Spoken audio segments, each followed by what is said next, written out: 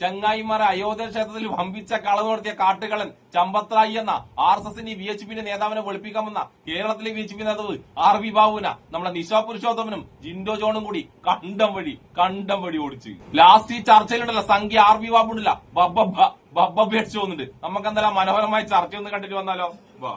500 വർഷത്തെ കാത്തിരിപ്പിന് ശേഷം രാമഭക്തർ സ്വന്തമാക്കിയതെന്ന് സംഘപരിവാർ പ്രസ്ഥാനങ്ങൾ ആവർത്തിക്കുന്ന അയോധ്യ രാമക്ഷേത്രത്തിൽ നടന്നത് കോടികളുടെ തട്ടിപ്പ്. ഇപ്പോൾ പുറത്തുവന്ന സംഭാവന തട്ടിപ്പ് മഞ്ഞുമലയുടെ അറ്റം മാത്രമോ? ശ്രീരാമജന്മഭൂമി തീർത്ഥക്ഷേത്ര ട്രസ്റ്റിലെ ഉന്നതർ അറിയാതെ ഈ തട്ടിപ്പ് നടക്കുമോ? ചമ്പത്രായി അടക്കം വിശ്വ ഹിന്ദു പരിഷത്ത് നേതാക്കളുടെ പങ്ക് വെളിയിൽ വരുമോ?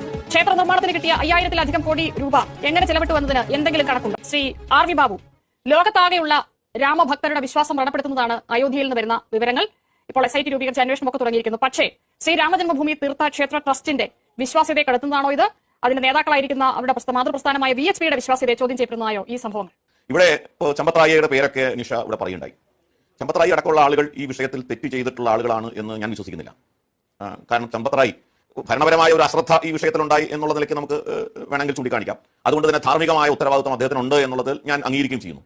അതുകൊണ്ട് തന്നെ ആവണം അദ്ദേഹം ഈ SIT കുറ്റക്കാരായിട്ട് 8 പേരെ കണ്ടെത്തി അവരെ അറസ്റ്റ് ചെയ്യുന്ന സമീപനം ഉണ്ടായി. അതിനുശേഷം അദ്ദേഹം ആ ധാർമ്മിക ഉത്തരവാദിത്വം ഏറ്റെടുത്തിട്ട് അദ്ദേഹം രാജിവെക്കുകയും ചെയ്തു. ചമ്പത്രായി ഒരു അഴിമതിക്കാരനാണ് എന്നുള്ള ആ നിഗമനത്തിലേക്കൊക്കെയാണ് രാഷ്ട്രീയ എതിരാളികൾ. ഞാൻ അല്പസമയം അയോധ്യയിലെ പ്രധാനപ്പെട്ട ഒരു നേതാവുമായി സംസാരിച്ചപ്പോൾ അദ്ദേഹം പറയുന്നത് ചമ്പത്രായി ഇതുവരെ രാജി തന്നിട്ടില്ല, ഇതെല്ലാം വ്യാജ വാർത്തകളാണ് എന്നാണ്. അതുകൂടി ഞാൻ അങ്ങനെ ശ്രദ്ധയിൽപ്പെടുത്തുന്നു മാത്രം. അപ്പോൾ ഞാൻ പറയുന്നത് ഈ കാര്യത്തിൽ തെറ്റ് ചെയ്ത ആളുകൾ ശിക്ഷിക്കപ്പെടണം, അതിൽ യാതൊരു സംശയമില്ല. ഞാനത് ചമ്പത്രായിയെ കുറിച്ച് പറയാൻ കാരണം അദ്ദേഹം കഴിഞ്ഞ 45 വർഷമായിട്ട് ഒരു വളരെ ഡിവോഷനോടുകൂടി ഡെഡിക്കേഷനോടുകൂടി പ്രവർത്തിക്കുന്ന ഒരാളാണ്. അവിവാഹിതനാണ്. അദ്ദേഹം കുടുംബം ഉപേക്ഷിച്ച് ഈ ഒരു കാര്യത്തിന് കോസിന് വേണ്ടി സമർപ്പിത ജീവിതം നയിക്കുന്ന ഒരാളാണ്. വ്യക്തിപരമായിട്ട് ഒരു നേട്ടവും ആഗ്രഹിക്കാതെ ജീവിതം മുഴുവൻ സമർപ്പിച്ച ഒരു പ്രചാരകമായിട്ട് പ്രവർത്തിക്കുന്ന ഒരാളാണ് ചമ്പത്രായി. അയോധ്യ പ്രക്ഷോഭത്തിന്റെ തുടക്കം മുതൽ ആ സമരത്തിന്റെ നേതൃസ്ഥാനം വഹിച്ച ആളാണ്. അയോധ്യ സംബന്ധിച്ച ഒരു എൻസൈക്ലോപീഡിയയാണെന്നാണ് അദ്ദേഹത്തെ വിളിക്കുന്നത്. പൊതുവെ അത്രമാത്രം വിവരങ്ങൾ ശേഖരിച്ച് ആ പ്രക്ഷോഭം നയിക്കുന്നതിനും ആ സമരം വിജയിപ്പിക്കുന്നതിനും ഒക്കെ നേതൃത്വം വഹിച്ച അദ്ദേഹം തന്നെ ജനറൽ സെക്രട്ടറിയായി നിർഭാഗ്യവശാൽ ഈ കാലയളവിൽ ഈ അയോധ്യ സംബന്ധിച്ചുള്ള ചില വിവാദങ്ങൾ അല്ലെങ്കിൽ പണസംബന്ധമായ തട്ടിപ്പുകൾ നടത്തിയതിനെ സംബന്ധിച്ചുള്ള വാർത്തകൾ വന്നു. ആ പ്രതികളെ അറസ്റ്റ് ചെയ്യുന്നത് വരെ അദ്ദേഹം തന്നെ ആവശ്യപ്പെട്ടാണ് SIT രൂപീകരിക്കുന്നത്. ട്രസ്റ്റാണ് SIT വേണം എന്ന് ഗവൺമെന്റിനോട് ആവശ്യപ്പെടുന്നത്, അന്വേഷണം നടത്തണം എന്ന് ആവശ്യപ്പെടുന്നത്. ആ അന്വേഷണ സംഘം കുറ്റക്കാരായ 8 പേരെ കണ്ടെത്തി അവരെ അറസ്റ്റ് ചെയ്തു. അതിനുശേഷം അദ്ദേഹം ആ ഉന്നതമായ ധാർമ്മിക മൂല്യം ഉയർത്തിപ്പിടിച്ചുകൊണ്ട് ട്രസ്റ്റിന്റെ സ്ഥാനത്ത് നിന്ന് രാജിവെക്കുകയും ചെയ്തു. താങ്കൾ തന്നെ പറഞ്ഞതുപോലെ ശ്രീ ചമ്പത്രായിയെ സംബന്ധിച്ചിടത്തോളം ഇത് അദ്ദേഹത്തിന്റെ ഒരു ജീവിതത്തിന്റെ ഭാഗം തന്നെയായിരുന്നു എന്നാണ് ഈ ട്രസ്റ്റ് എന്ന് പറയുന്നത്. അല്ലെങ്കിൽ ശ്രീരാമജന്മഭൂമിയുടെ വീണ്ടെടുപ്പും ക്ഷേത്ര നിർമ്മാണവും പിന്നീട് ട്രസ്റ്റിന്റെ രൂപീകരണവും ക്ഷേത്ര നിർമ്മാണവും എല്ലാം അദ്ദേഹം ഇതിനോടൊപ്പം ഓരോ ഘട്ടത്തിൽ നിന്നിട്ടുള്ള ആളാണ്. അതുകൊണ്ടാണ് അദ്ദേഹത്തെ ഇതിന്റെ പരമാധികാരിയായി നിയോഗിച്ചതും അദ്ദേഹത്തിന്റെ കൈകൾ ഇത് ഭദ്രമാണെന്ന് വിശ്വസിച്ചതും. പക്ഷേ പണം എണ്ണുന്നവന് പോലും കാശടിച്ചുകൊണ്ട് പോകാവുന്ന ഒരു സംവിധാനമാണ് അവിടെ നടക്കുന്നതെന്ന് അറിയാത്ത അദ്ദേഹം, അല്ലെങ്കിൽ അദ്ദേഹത്തിന് അറിയുന്നില്ലെങ്കിൽ അതിൽ അദ്ദേഹം കുറ്റക്കാരനല്ലേ? പിന്നെ അവിടെ അദ്ദേഹത്തിന്റെ വ്യക്തിപരമായ ധാർമ്മികതയും ജീവിത മൂല്യങ്ങളൊക്കെ പറയുന്നതിൽ എന്ത് പ്രസക്തിയാണ്? ധാർമ്മികമായ ഉത്തരവാദിത്വം ഉണ്ടല്ലോ. നേരിട്ട് അദ്ദേഹം കുറ്റകൃത്യത്തിൽ പങ്കാളി അല്ലെങ്കിലും ധാർമ്മികമായ ഉത്തരവാദിത്വം ഉണ്ട്. അതുകൊണ്ടാണ് അദ്ദേഹം ആ സ്ഥാനത്ത് നിന്ന് രാജിവെച്ചത്. എന്റെ ചോദ്യം, ഒരാൾക്ക് ഉത്തരവാദിത്വം ഉണ്ടെങ്കിൽ അവിടെ നിന്ന് വളരെ എളുപ്പത്തിൽ ഇങ്ങനെ മോഷണം നടക്കുന്നുണ്ടെങ്കിൽ അതിന്റെ ഉത്തരവാദിത്വം കൂടി അതിന്റെ ഉത്തരവാദിത്വം എന്ന് പറയുന്നത് ധാർമ്മികമായ ഉത്തരവാദിത്വം മാത്രമാണോ ഉണ്ടാവുക? അങ്ങനെ അദ്ദേഹത്തിന് നേരിട്ട് ഈ കളവിൽ പങ്കാളിയാണ് എന്നുള്ള നിലയ്ക്ക് ഏതെങ്കിലും റിപ്പോർട്ട് നിങ്ങളുടെ പക്ഷത്തുണ്ടോ, നിങ്ങളുടെ കയ്യിലുണ്ടോ? അങ്ങനെ ഉണ്ടെന്നുണ്ടെങ്കിൽ ആ തെളിവുകൾ SITക്ക്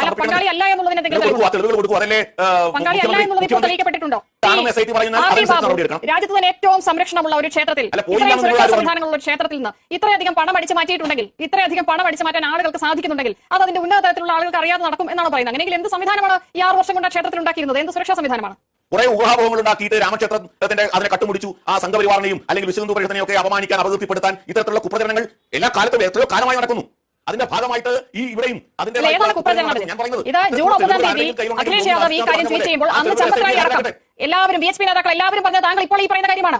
ഇത് കുപ്രചരണമാണ്, ട്രസ്റ്റിനെ അപകീർത്തിപ്പെടുത്താനുള്ള ശ്രമമാണ്, അയോധ്യ അപകീർത്തിപ്പെടുത്താനുള്ള ശ്രമമാണ് എന്നാണ്. എന്നിട്ട് പിന്നെ എന്തായി? ഇത് ആരുടെയും സ്വകാര്യ സ്വത്തല്ല. ലോകമെമ്പാടുമുള്ള രാമഭക്തർ അവരുടെ വിശ്വാസത്തിന്റെ ഭാഗമായി നൽകിയ പണമാണ്. അവരെയാണ് വഞ്ചിച്ചിട്ടുള്ളത്. അവരെ വഞ്ചിച്ചെങ്കിൽ അവർ ഉത്തരവാദിത്വത്തോടെ ഈ ക്ഷേത്രത്തെ ഏൽപ്പിച്ച ആളുകൾ ഇത് അറിഞ്ഞിട്ടില്ലേ എന്നുള്ള ചോദ്യം വളരെ പ്രസക്തമാണ്. ചർച്ച ചെയ്യപ്പെടും. അതിൽ നമ്മൾ അസ്വസ്ഥരായിട്ട് കാര്യമില്ല. അത് എത്ര വലിയ ആളുകളാണെങ്കിലും അവരുടെ പേരുകൾ ചർച്ച ചെയ്യപ്പെടും. അതിലെന്തിനാണ് അസഹിഷ്ണുത? ഞാൻ തിരിച്ചു വരാം. ശ്രീ ജിൻഡോ ജോൺ, സർക്കാർ ആദ്യം തന്നെ ഇടപെട്ടില്ലേ? ഫസ്റ്റ് തന്നെ ആദ്യം അന്വേഷണം ആവശ്യം. ശരി, ഇത്തരത്തിലുള്ള ആരോപണങ്ങളിലൂടെ ഒക്കെ തന്നെയാണ് പിന്നീട് കാര്യങ്ങൾ പലതും പതിനും തെളിഞ്ഞിട്ടുള്ളത്. ശ്രീ RV ബാബു, തിരിച്ചു വരാം. ശ്രീ ഡോക്ടർ ജിൻഡോ ജോൺ, സർക്കാർ ആദ്യം തന്നെ കാര്യക്ഷമമായി ഇടപെട്ടല്ലോ. ഫസ്റ്റ് തന്നെ ആദ്യം അന്വേഷണം ആവശ്യപ്പെട്ടില്ലേ? ഇതെല്ലാം നടക്കുമ്പോഴും അയോധ്യയെ അപകീർത്തിപ്പെടുത്താനുള്ള ശ്രമങ്ങളാണ് കോൺഗ്രസ് അടക്കം പ്രതിപക്ഷ പാർട്ടികൾ നടത്തുന്നതെന്നാണ് BJPയുടെ ആരോപണം. എന്താണ് മറുപടി? ശ്രീമതി നിഷ, ഇനിയിപ്പോ ഇവരുടെ ദേശഭക്തർ അയോധ്യയിലെ കുണ്ടിക കൊള്ളയടിച്ചതും കോൺഗ്രസ് കണ്ടിട്ടാണെന്ന് കൂടി പറഞ്ഞാൽ മതി. പ്രധാനമന്ത്രി നരേന്ദ്രമോദി മുഖ്യ കാർമ്മികനായിട്ട് പൂജ നടത്തി ഉദ്ഘാടനം ചെയ്തൊരു ക്ഷേത്രം, ആ ക്ഷേത്രം ഞാൻ ഇപ്പോഴും വിചാരിക്കുന്നു അതൊരു നീതിയുടെ സൃഷ്ടിയൊന്നുമല്ല. പക്ഷേ ഒരു വിഭാഗത്തിൽപ്പെട്ട ആളുകളുടെ മതവിശ്വാസത്തിന്റെ ഭാഗമായിട്ട് നമ്മൾ അതിനെ അംഗീകരിക്കുകയും ചെയ്യുന്നു. പക്ഷെ നീതി എന്നുള്ളതുണ്ട്, കാവ്യനീതി എന്നുള്ളതുണ്ട്. ഇവർ ചെയ്യുന്ന കളവ് റിപ്പോർട്ട് ചെയ്യുന്നതാണ് അത്രേ അയോധ്യയെ തകർക്കാൻ വേണ്ടി ശ്രമിക്കുന്നത്. ഇവരുടെ ദേശഭക്തർ അവിടുത്തെ കുണ്ടിക കട്ട് കൊണ്ടുപോകുന്നത് ഒരു പ്രശ്നമല്ല. മാധ്യമപ്രവർത്തകർ അത് റിപ്പോർട്ട് ചെയ്യുന്നത് നമ്മൾ അതിനെക്കുറിച്ച് ചർച്ച ചെയ്യുമ്പോൾ അത് അയോധ്യയെ തകർക്കാനാണ് അത്രേ. അയോധ്യയെ തകർക്കാൻ ഇവർ മാത്രം മതി എന്നാണ് ഇവർ തെളിയിച്ചുകൊണ്ടിരിക്കുന്നത്. ഇവിടെ കുറച്ചു കാലം മുമ്പ് ശബരിമല സ്വർണ്ണക്കൊള്ളയെക്കുറിച്ചുള്ള ചർച്ചകൾ നടക്കുമ്പോൾ ബിജെപിയുടെയും വിശ്വ ഹിന്ദു പരിഷത്തിന്റെയും സംഘപരിവാറിന്റെ ആളുകളൊക്കെ പറഞ്ഞുകൊണ്ടിരുന്നത് വിശ്വാസികളുടെ ട്രസ്റ്റിനെ ഏൽപ്പിക്കൂ, സർക്കാർ എന്തിന് ഇത്തരം കാര്യങ്ങൾ ഇടപെടുന്നു എന്നാണ്. വിശ്വാസികളുടെ ട്രസ്റ്റിനെ ഏൽപ്പിച്ചപ്പോഴാണ് ഈ കാണുന്നത്. രാമക്ഷേത്രത്തിന്റെ പണിയുടെ കാലം തൊട്ട് ഭൂമി ഏറ്റെടുത്തതിൽ കുംഭകോണം, ചുറ്റുമതിൽ നിർമ്മിച്ചതിൽ അഴിമതി, മേൽക്കൂര നിർമ്മിച്ചതിൽ അഴിമതി, മേൽക്കൂര ചോർന്നൊലിച്ച് രാമന്റെ മൂർത്തി നനയുന്ന വാർത്ത വരെ നമ്മൾ കണ്ടിട്ടുണ്ട്. അതിനുശേഷം കോടിക്കണക്കിന് രൂപയുടെ കൊള്ള, ഇപ്പോൾ ഭണ്ഡാരത്തിൽ വരുന്ന പണം CCTV മറച്ചു വെച്ച് അടിച്ചു മാറ്റി കൊണ്ടുപോകുന്നുള്ള വാർത്ത.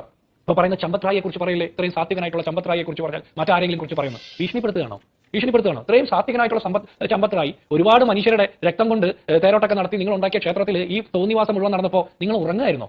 നിങ്ങളൊന്നും ഒരു ഉണർവില്ലാതിരിക്കുന്ന എന്താ? അല്ലെങ്കിൽ നിങ്ങൾ ഉണരണം എന്ന് പറഞ്ഞ റോട്ടിലുള്ള ആളുകൾ മുഴുവൻ തല്ലിക്കൊല്ലാൻ ഇറങ്ങുന്ന ആളുകൾ ഇപ്പോൾ ഈ വിഷയം വന്നിട്ട് ഒരു ഉണർവും കാണുന്നില്ലല്ലോ. ഒന്ന് ഉണരുന്നേ, ഒന്ന് ചോദിക്കി ആരാണ് അവിടെ കൊള്ളയടിച്ചത്, ആരുടെ നേതൃത്വത്തിലാണ് ക്ഷേത്ര ട്രസ്റ്റിന്റെ ഭരണം നടന്നത്? ഇനി ഞാനൊരു കാര്യം ചോദിക്കട്ടെ, ഇവിടെ ഔറംഗസേബിന്റെ കല്ലറ വിളിക്കാൻ പോയ കുറെ ആളുകളുണ്ട്. ഏത് നൂറ്റാണ്ടുകൾക്ക് മുമ്പ് നടന്ന കാര്യത്തിന്റെ ക്ഷേമം അന്വേഷിച്ച് ഔറംഗസേബിന്റെ കല്ലറ വിളിക്കാൻ ആഹ്വാനം കൊടുത്ത് അതിനെ എൻഡോസ് ചെയ്യുന്ന പ്രൊപ്പഗാൻഡ സിനിമ ഇറക്കി നാട്ടിൽ കലാപം നടത്തുന്ന ആളുകൾ. ഭാഗ്യത്തിന് രാമക്ഷേത്രത്തിന്റെ കുണ്ടിക കൊള്ളയടിച്ചത്, ഭണ്ഡാരം കുത്തി തുറന്ന് കൊള്ളയടിച്ചുകൊണ്ട് പോയത് ഭാഗ്യത്തിന് നരേന്ദ്രമോദിയും സംഘപരിവാറൊക്കെ പറയുന്ന ആ ഇൻവെർട്ടഡ് കോമയിലെ ദേശഭക്തരാണ്. സമാധാനമായി അതുണ്ട്. അല്ലെങ്കിൽ ഇവർ എന്തൊക്കെ പ്രശ്നം കൂടി ഉണ്ടാക്കിയാനെ? ഈ ചമ്പത്രായുടെ ഡ്രൈവറുടെ പേര് ഒരു ഹിന്ദുവോ ക്രിസ്ത്യാനിയോ ആയിരുന്നു, മുസ്ലിമോ ക്രിസ്ത്യാനി ആയിരുന്നെങ്കിൽ ഈ നാട്ടിൽ കിടക്കപ്പുറത്തി ഉണ്ടാകുമായിരുന്നു. ഇത് ഇവരുടെ ദേശഭക്തരായതുകൊണ്ട് ഇപ്പോൾ ഒരു കുഴപ്പമില്ല. ഇപ്പോൾ ഒരു ഉണർവില്ല, ഉറക്കം നടിച്ച പോലെ ഇരിക്കുക. എന്നിട്ട് പറയാം പഴയ കഥ പറഞ്ഞ് ഞങ്ങൾ പേടിപ്പിക്കുന്നു. നിങ്ങൾ എന്ത് വേണമെങ്കിലും പറഞ്ഞോ. എന്തായാലും രാമന്റെ പേരിൽ ഈ നാട്ടിലെ മനുഷ്യരെ രാഷ്ട്രീയമായിട്ടും ജാതീയമായിട്ടും മതപരമായിട്ടൊക്കെ ഭിന്നിപ്പിച്ച് അധികാരത്തിൽ വന്ന ആളുകൾ നേരിട്ട് കാർമ്മികത്വം നടത്തിയിട്ട് പോലും രാമക്ഷേത്രത്തിന്റെ ഭണ്ഡാരത്തിന് കാവലിൽ നിൽക്കാൻ പറ്റാത്ത സംവിധാനമാണ് രാമക്ഷേത്രം നിർമ്മിച്ച് ഇവിടുത്തെ ഹിന്ദുക്കളെ മുഴുവൻ ഉദ്ധരിക്കും എന്ന് നിങ്ങൾ പറഞ്ഞത്. ഇവിടെ ഒരു കാര്യം കൂടി ചോദിക്കട്ടെ, IAS ഉദ്യോഗസ്ഥരുടെ നേതൃത്വത്തിലാണ് ഇതിന്റെ ബാക്കി പ്രവർത്തനങ്ങളൊക്കെ നടന്നത്. അതുമായി ബന്ധപ്പെട്ട ഭൂമി ഏറ്റെടുക്കൽ കുംഭകോണത്തെക്കുറിച്ച് നമുക്കറിയാം. അങ്ങനെ കുംഭകോണത്തിൽ പേര് പരാമർശിക്കപ്പെട്ട ആളുകൾ പിന്നീട് തെരഞ്ഞെടുപ്പ് കമ്മീഷന്റെ മുഖ്യധാരയിലേക്ക് വരുന്നൊക്കെ നമ്മൾ കണ്ടു. ഇതെല്ലാം കണക്കിലാണ്. ഇത്രയും ദിവസമായിട്ട് ഈ രാജ്യത്ത് ഒരു തരത്തിലുള്ള രഥയാത്രയില്ല, ഒരു ആക്ഷേപമില്ല, ഒരു പരാതിയുമില്ല. അല്ലേ? എന്തെങ്കിലും പരാതിയുണ്ടോ? സാത്വികനായ ചമ്പത്രായിലേക്ക് കണക്ട് ചെയ്യാൻ പാടില്ല, അദ്ദേഹത്തിന്റെ ഡ്രൈവറിൽ വരെ എത്താൻ പാടുള്ളൂ. എന്താ വിശ്വ ഹിന്ദു പരിഷത്തിന്റെ അല്ലെങ്കിൽ ഹിന്ദു ഐക്യവേദിയുടെ തിട്ടൂര മറ്റാണോ? നിങ്ങൾ സ്വന്തമായിട്ട് അന്വേഷിക്കണമെന്നേ. നിങ്ങൾ ഈ കൊട്ടിഘോഷിച്ച് നടപ്പാക്കിയ നിങ്ങളുടെ പൊളിറ്റിക്കൽ പ്രോജക്റ്റിൽ ആരാണ് കക്കാൻ കയറിയത്? യഥാർത്ഥ അമ്പലക്കള്ളന്മാർ, അമ്പലക്കൊള്ളക്കാർ സംഘപരിവാറാണെന്ന് തെളിയിക്കുന്ന കാര്യമാണ് ഇവിടെ കാണുന്നത്. പണ്ട് നൂറ്റാണ്ടുകൾക്ക് മുമ്പ് ഈ രാജ്യത്തെ രാജാക്കന്മാർ അങ്ങോട്ടും ഇങ്ങോട്ടുമുള്ള യുദ്ധത്തിന്റെ ഭാഗമായിട്ട് നാട്ടുരാജ്യങ്ങൾ പിടിച്ചെടുക്കുമ്പോൾ അമ്പലങ്ങളും പള്ളികളും ഒക്കെ ആക്രമിക്കുന്നത് അതൊക്കെ സമ്പത്തിന്റെ കൂടാരമായിരുന്നുകൊണ്ടാണ്. പക്ഷേ ഇന്ന് അവർ ചരിത്രത്തിന്റെ നൂറ്റാണ്ടുകൾക്ക് ശേഷം ഇരുന്ന് പറയാ അമ്പലം കൊള്ളയടിച്ചേ എന്ന് പറഞ്ഞു. യഥാർത്ഥത്തിൽ ആധുനിക രാഷ്ട്രസങ്കല്പത്തിൽ അമ്പലക്കൊള്ളയ്ക്ക് നേതൃത്വം കൊടുക്കുന്നത് സംഘപരിവാറാണ്. അതിന്റെ ഏറ്റവും നല്ല ദൃഷ്ടാന്തമാണ് ഈ അയോധ്യയിലെ ജനങ്ങൾക്ക് കൃത്യമായി രാഷ്ട്രീയ ബോധ്യമുള്ളതുകൊണ്ടാണ് കഴിഞ്ഞ ലോക്സഭാ തെരഞ്ഞെടുപ്പിൽ അയോധ്യയിൽ സംഘപരിവാർ തോറ്റത്. ഇനി തോക്കാൻ കിടക്കുന്നേ ഉള്ളൂ. അതുകൊണ്ട് ഞാൻ പറഞ്ഞത് RV ബാബുവിന്റെ ഭീഷണി ഒന്നും വേണ്ട. ഞങ്ങൾ അങ്ങനെ പറഞ്ഞാൽ ഞങ്ങൾ പലതും പറയും. നിങ്ങൾ എന്ത് വേണമെങ്കിലും പറഞ്ഞോ. ആദ്യം അവിടെ അയോധ്യ ട്രസ്റ്റിന്റെ നേതൃത്വത്തിൽ നടന്ന ആ ക്ഷേത്ര ഭരണസമിതിയുടെ കണ്ണ് വെട്ടിച്ച് അങ്ങനെ കക്കാൻ പറ്റി. അവിടെ 45 ദിവസത്തെ മാത്രം കാലാവധിയുള്ള CCTV